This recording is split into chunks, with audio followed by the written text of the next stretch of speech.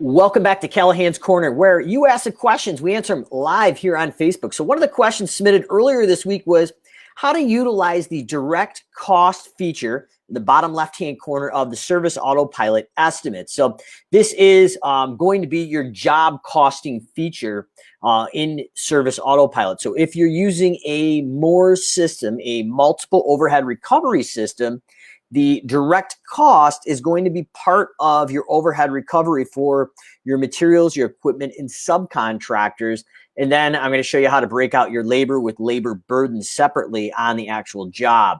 There are going to be some pros and cons of using this direct cost because it is static and only on the estimate, and it doesn't report out in the report center or any of the other analytics. But if you want that granularity, I'm going to show you some pros and cons of how to do it.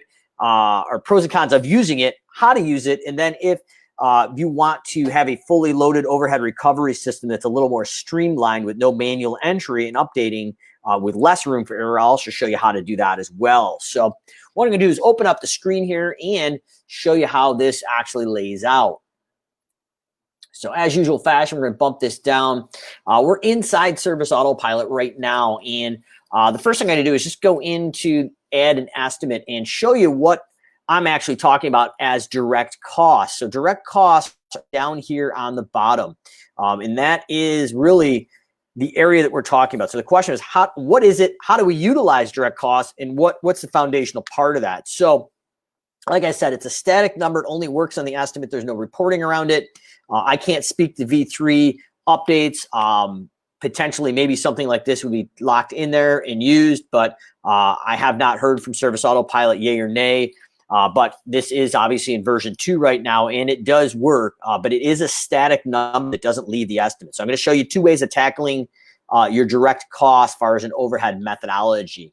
So the first thing we need to do is go into Service Autopilot under the gear icon, and we're going to go into accounting job costing. And this is where the direct costs live. Now it's a little confusing because it's not using the word direct cost necessarily. It's job costing, but direct costs are right here. And what I've done is gone in and added a lawn care setup.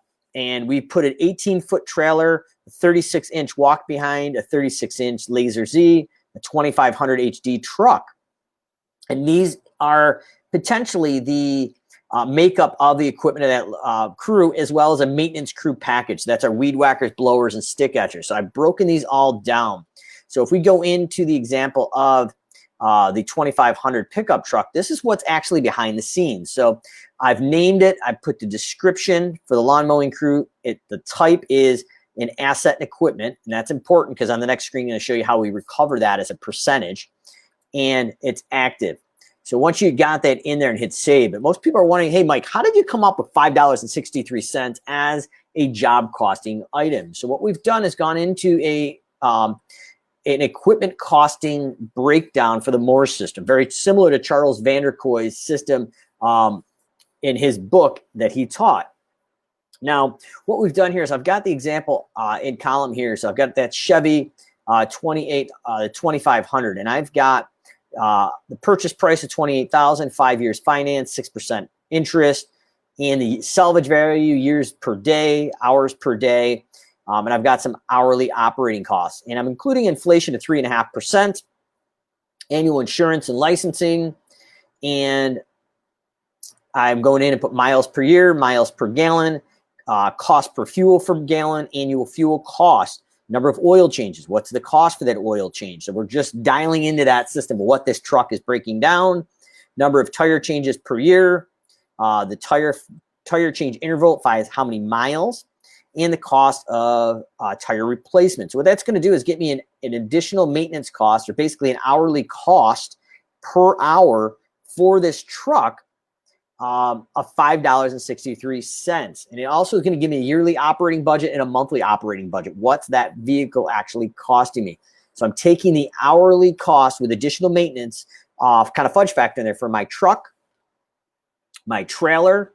I'm going to scroll down and go into my mowers. I'm grabbing my mower, and then I'm going in and grabbing my maintenance package. So instead of getting stuck in the minutia of doing each weed whacker, blower, and stick edger. We are going to lump them all together and make a maintenance package. So we're taking these items from an hourly perspective of what they're costing us with maintenance and replacement and dropping them into Service Autopilot. So I've got my truck, the description, it's going into the asset and equipment type, and the $5.63 is literally what this truck is costing me per hour with maintenance and financing and inflation. So that's right in there. So $5.63. Any large piece of equipment like a truck, a trailer, by the Vanderkoy model is going to be used on a basically a curbside recovery. So that's going to be recovered 100% of the time. So what we're going to do is build out your equipment here and put it into the job costing. So we're going to build out each type of piece of equipment. And then we want to go to fixed and variable overhead. Now, SA gives you some examples of labor, subs, equipment, and product materials. So if you're going by the Vanderkoy model and example, materials are going to be 10% recovery, equipment is 25%, and subcontractors are 5%. So those are the areas here that I would fill in, and the delta is 60% for labor. So now that once we have these fixed and variable items set up, we would probably want to go in and avoid manual work. So if we're in the estimate, we would have to add in each piece of equipment. So we'd have to add the trailer, the mowers, the truck, and the maintenance package. Now, obviously, no one is going to do that as far as estimating. It's cumbersome. So what I'm going to recommend, if you're going to utilize the direct costs, is build out a specific template with this already preloaded. So that is going to be going into the gear icon and estimate templates. And what we're going to do is build out a template with direct costs already built in there. So I'm going to go in and pull up my multiple overhead recovery version of this that I've already built under the Moore's system. And let me see if I can find it here. I believe this is it. We'll see. If not, I'll show you how we built it out. It is. So what I did is I went in and added the item under the direct costs, but I've comprised my truck here and setup. So if you're doing hardscape or design build, you don't want to have to add each one of these. So you'd set your traditional setup for this here, or in mowing maybe. But if we're doing field mowing, so we have a special piece of equipment that's going out for field mowing, like an RC mower that's going on a steep hill for a certain job, or a brush hog, we could add that in specifically. But we want to have our main setup here under direct costs already set up. And that's going to pull in the rates that we pulled in from our equipment costing sheet. So this is $5.63 is what that truck is costing me to maintain and have it on the job. And now that I've set my overhead recovery numbers as the percentages, it's going to automatically do that. Now, one of the defaults, or I guess I don't want to say downfalls, but one of the things to be aware of is the quantity here automatically defaults to 1. So I'm going to show you how to overcome that issue here. So the question that was asked on Callahan's Corner is, how do I build this out and utilize it? What's it mean? And then I'm going to show you how to avoid having to do all this if you want to have it fully loaded on one line item. So everything loads in and it's kind of set it and forget it.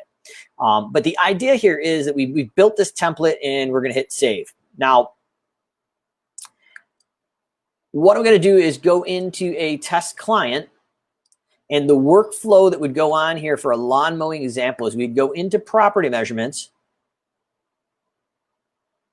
pull up the satellite, and this has already been measured, so save some time, but we're going in and the Google Earth or Smart Maps view in Service Autopilot, and we're going to get our turf square footage and line that all in there. And so what we're going to do is I'm going to zero these all out, and our turf was 9,400 square feet. And you're probably never, ever going to have this many custom fields, but I didn't test this before I came live. So I'm just going to make sure the turf square footage is indeed saved here.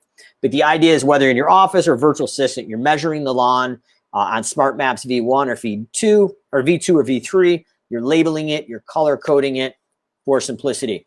Now, the next thing you want to do is we're going in and add an estimate. So I'm going to show you how we break this down on the direct cost method, and then I'm going to show you how to do it fully loaded.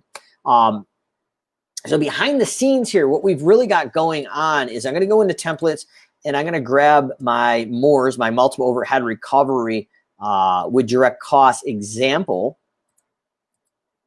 And it's going to load my lawn mowing in here. So obviously this price is a bit fictitious. So I'm going to drive in 5,000 square feet, which would be about a $45 cut, 0.25 man hours. And I'm going to put the drive time in here for this zone by putting in the number 1. So it's calculating the price on site and the time for mobilization to that and the 0.12 man hours. Now, what we've got here is our direct costs are already loaded, but what it's doing is it's taking the quantity of basically 1 hour. That is not what you want. So we want to go down and get our total time and budget hours for on-site and mobilization of 0.37 and put that in there for all of our equipment. Now, if you were recovering your maintenance package separately for just curb time or utilization, you can manipulate this. But for a basic example, we're going to recover all of these direct costs for the 0.37 man hours here. And then we mark this to draft a quote. All the information comes in. So I've got $51.60 for revenue. I've got a cost of $20.40. And at the end of the day, with my overhead recovery, estimated gross profit is $31.20. Overhead cost is $2.92 right here. That's right from here. We've got an estimated net profit of $28.28 at 54% margin. So obviously this is of fictitious pricing, but these are the numbers, how they go in here. And if you're wondering how this math is going on here, I'm gonna just pull out my phone real quick and calculate it so I can show you what this actually looks like. But if we take the 0.37 man hours here and multiply that times the $5.63, that gives us the $2.08, which is right here for the total. Now, if you remember, our equipment is being recovered at 25% for that overhead recovery. So times 0.25, that is the 52 cents that you see here. So that's the overhead recovery that's happening. So SA is doing exactly what it should be doing, but we do need to update the quantity here to reflect the total budgeted hours because it's defaulting to the number 1. So now we've got that overhead recovery. We can save it and send it. Now that is how we use direct costs. Now another way of doing this, and you're maybe looking like, how does that work? What goes on the top line? Now, if you're using direct costs, the only thing that's left in that recovery is your labor with labor burden. So labor with labor burden is going to go in and take the hourly wage of your employee or the hourly wage, average wage. So the average wage of that crew with percentage of overtime. So in this example, I've got average wage with overtime at $13.65. And then I've got my labor burden, so FICA, unemployment, state employment, comp, liability, some other factors here. As a percentage of the dollar, this is 19%. So if I plug in the $13.65, it's going to give me an hourly rate with burden, an hourly rate with OT burden. So we would be basically taking the cost with burden of $16.24 and dropping that into the pricing matrix. So our labor with labor burden, our cost per hour is $16.24 right here in the SA blueprint, the SimpleGrowth blueprint. And let's say we're charging $50 per hour, and from 1 to say 5,000 square feet is $45. That's our base price. And in the client template here, I said it was 0.25 hours. So I'm just kind of reverse engineer this so you can kind of see how this would play out.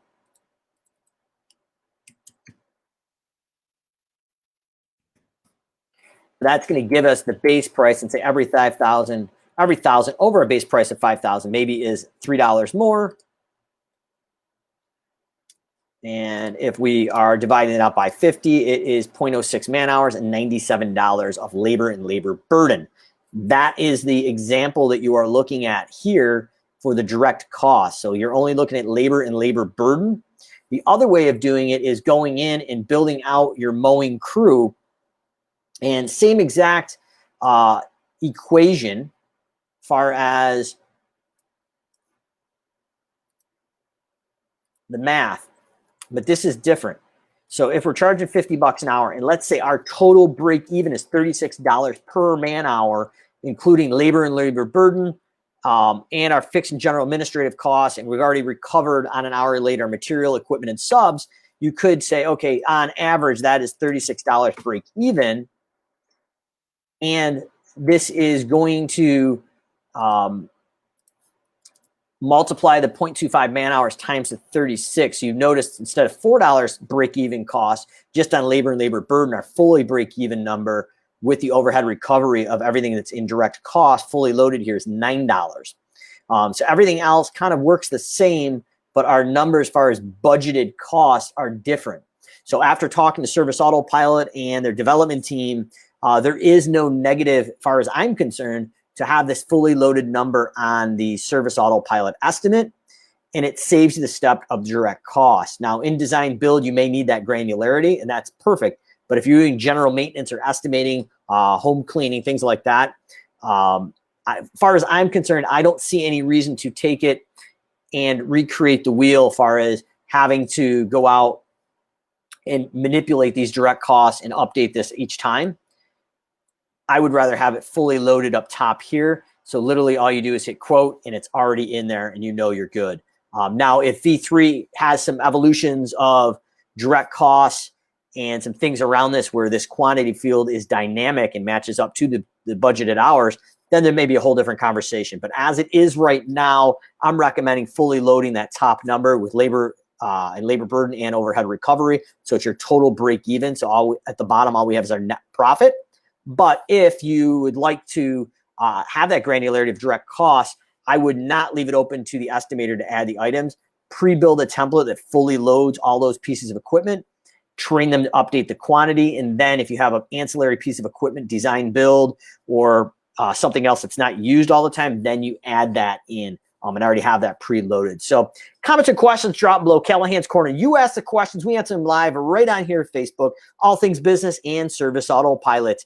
But really a lot of questions around this. So I wanted to really demystify it. But as of today, August 2020, those things here for direct costs are completely static to just here and here.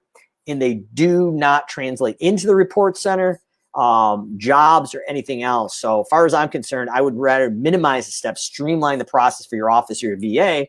And if you are doing design build, there may be an argument for adding some of this stuff on the fly if we're using an excavator or skid that traditionally isn't on that equipment setup. But everything else, I'm going to recommend, as of at least August 2020 in V2, you want to keep that fully loaded break even for net profit margin up top, to avoid extra steps and streamlining that estimating and job costing process in your estimate. So feel free to drop any questions on the live video here. We've got a few people watching. Otherwise, on the recorded version, if you want to drop a question or two on here, I'll watch it for the next 24 to 48 hours. But a lot of questions around overhead recovery, the multiple overhead recovery system, where we're going out in creating a production rate-based estimating system. And that's what we did in my company, right to the Charles Vanderkoy model, and had some great success with it.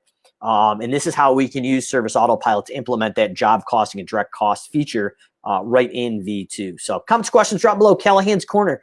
You ask the questions. We answer them live here on Facebook. How to use the direct cost feature, job costing on estimates inside Service Autopilot.